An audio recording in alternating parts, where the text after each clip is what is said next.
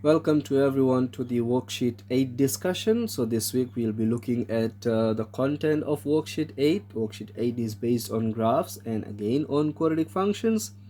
But this time students should be able to sketch and transform quadratic graphs of the form of y is equals to a into x plus b squared plus minus c. When we are looking at this particular type of equation, it is known as a transformation equation. Transformation equation is basically moving the original graph from the origin to some other point in the Cartesian plane. Okay, the movement on the graph depends on the numbers associated with x and y. Okay, so a, b, and c, these are basically the transformation of the graph. Okay, the vertex form of a quadratic function is given by, okay, so if I have this particular equation, let's say f of x is equals to a into x minus h whole thing squared plus k.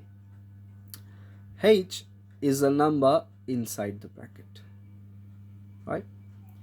It is a minus h, but our vertex point has a h only. Okay, so in other words, whatever the sign of h is in the equation, we change the sign. Minus h becomes a plus h. If the bracket had a x plus h, we are going to put a minus h. K given is a plus k, and the vertex k is also positive. So the sign for the k value remains as it is. The h represents the x coordinate of the vertex, k represents the y coordinate of the vertex, right? So initially the quadratic function vertex is on 0 0 at the origin. Now the vertex has moved to hk. Okay, when we are saying the vertex point is actually mentioning or talking about the turning point of a U shape or a N shaped graph. Okay, the A in front, A is basically telling you about the width of the graph, how wider it is or how narrower it is. Okay, so that is something from the previous lesson. Let's walk ahead. These are some of the notes that we need to understand. HK is the vertex of the parabola and x equals h is the axis of symmetry. Okay, so a vertical line which crosses the x-axis at h is the axis of symmetry. The h represents a horizontal shift, how far left or right the graph has shifted from x equals 0, and k represents a shift in the vertical direction up or down. Notice that the h value is subtracted in the form and that the k value is added. Okay, this is what I was talking about. Let's focus more on the example. Example says sketch the graph of y is equals to 3 into x minus 2 whole thing squared minus 4 and start with the function in vertex form. Now we are going to sketch this worksheet 8 example. Okay, y is equals to x minus 2 whole thing squared minus 4. Okay, the method which is shown in the textbook and also in this worksheet is of course one of the appropriate methods to be used.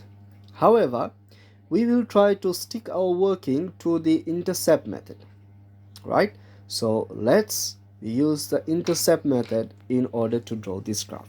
Okay, but first of all we can always identify the vertex point. Vertex point for this function will be, this is a negative 2, so what do we take the x value as?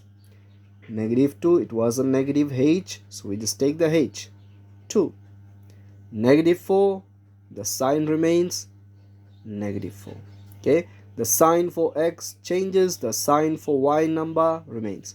So this is our vertex point, 2 comma negative 4. Now I need to find the intercept points. Let's use the x and the y intercepts.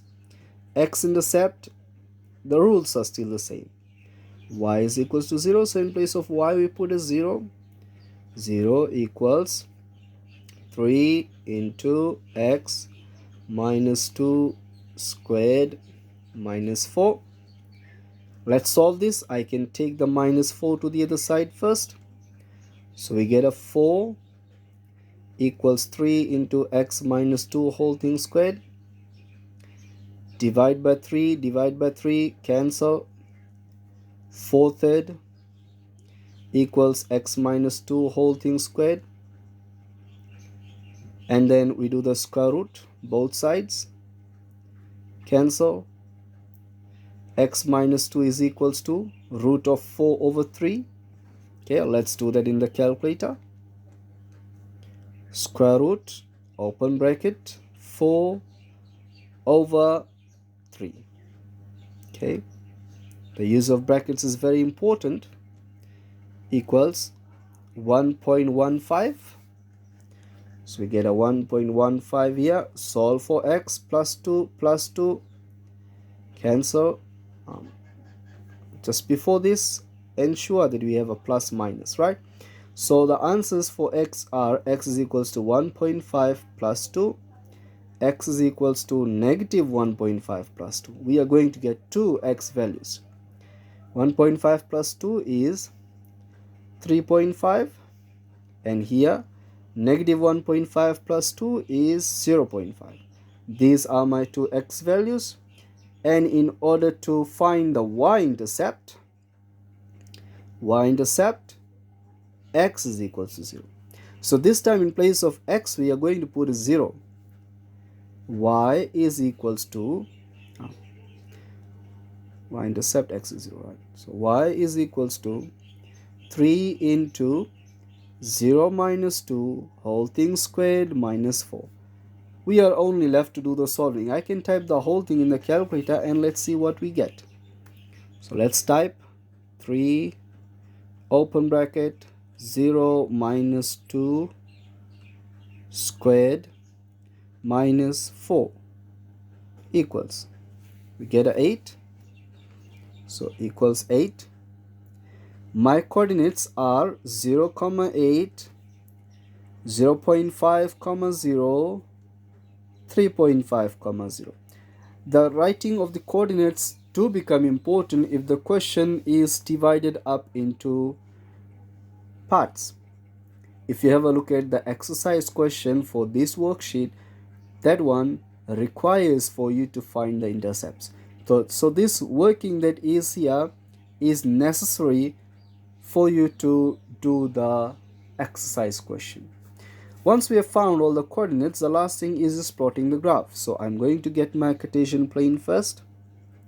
In this method, I do not need to show all the x and the y values in the Cartesian plane. Showing of the values is only important if we are using the table of values method. So let's just plot points on this Cartesian plane. Let's say this is 0.5 on the x. 3.5 can be somewhere here. This is 3.5. 0, 8. So this can represent our 8, another coordinate. And the last one is 2, negative 4. So 2, negative 4, 2 is right in the middle. Negative 4, this can be our negative 4. So this is where my turning point is, the vertex point is. And then I'm going to join all the 4 points that I have using a U shape. So join them using a U shape. There we go. Crossing and going up. Arrows both sides I can extend, and that becomes my solution. Labelings of the x and the y axis. That is the graph that we have. Thank you everyone. You can attempt your exercise questions afterwards.